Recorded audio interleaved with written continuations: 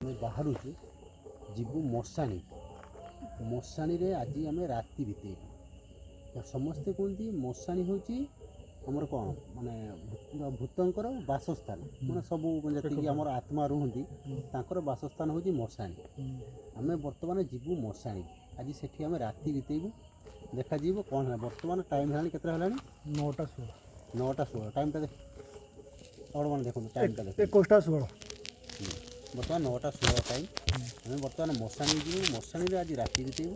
ଦେଖିବା ସେଠି ଆମକୁ କ'ଣ ମିଳୁଛି ଆଜି ରାତିରେ, କ'ଣ ଦେଖିବାକୁ ମିଳୁଛି। ବର୍ତ୍ତମାନ ଆମେ ମଶାଣିକି ପ୍ରବେଶ କରୁଛୁ। ବର୍ତ୍ତମାନ ଟାଇମ୍ କେତେଟା ହେଲାଣି? ଟାଇମ୍ ଦେଖିନି ଟିକେ। 11ଟା 11ଟା ବର୍ତ୍ତମାନ ଟାଇମ୍। ବର୍ତ୍ତମାନ ଆମେ ମଶାଣିକି ଯିବୁ।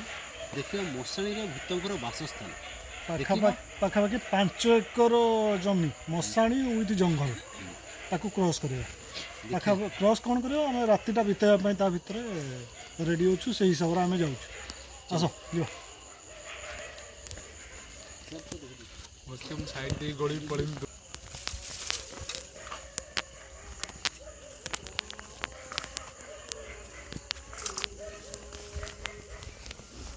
ଆଗରୁ କଥା ମନୁ ଭାଇ ଗାଡ଼ି ଗୋଟେ ଦଉଥିଲେ, ତମେ ଉପରେ ବଜିନି ଦେଖି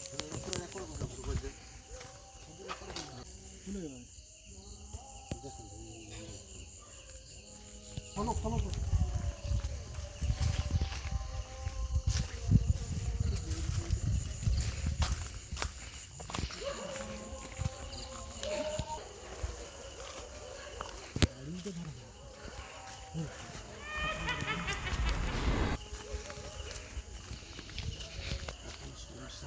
ଶବ୍ଦ ହେଇଗଲା। ସେପଟରେ କୁକୁର ଭୁକୁଛନ୍ତି, ପୁରା ନିଶ୍ଚିତ। ବର୍ତ୍ତମାନ ମଶାଣି ଏଇ ବାଟ ଦେଇକି ପ୍ରବେଶ କରୁ। ଆମର ଆଶ୍ରା ଦରକାର, ମାନେ ବାଡ଼ି ହଉ ବା ଯାହା ବି ହେଲେ ଗୋଟେ ନିହାତି ଦରକାର। ଗୋଟେ ବାଡ଼ି ଦରକାର, ଗୋଟେ ବାଡ଼ି କ୍ରସ୍ କରିକି ଯିବା ତ ଅଲଗା ବାଟ ଖୋଜିବାକୁ ପଡ଼ିବ। ଆମେ ଅଲଗା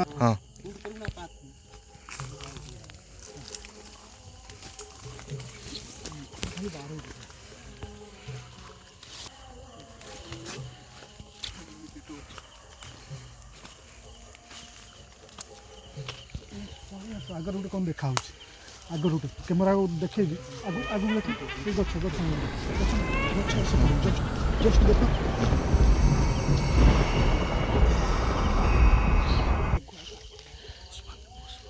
ଯେଉଁ କହୁନଥିଲି ଆଗକୁ ଟିକେ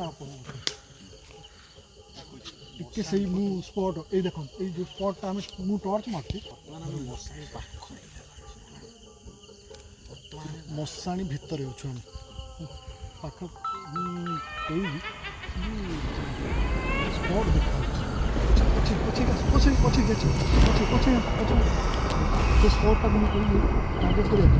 ସେଟା ଦେଖ ଦେଖ ଚାଲୁଛି ନା, ଚାଲୁଛି ପଛେ ଆସ ଯିବା। ସାଇଡ୍ କରି ସାଇଡ୍।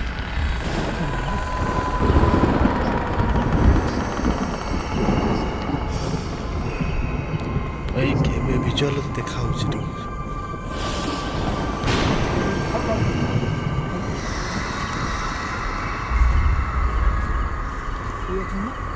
ହଁ କିଏ ତ ଅଛି।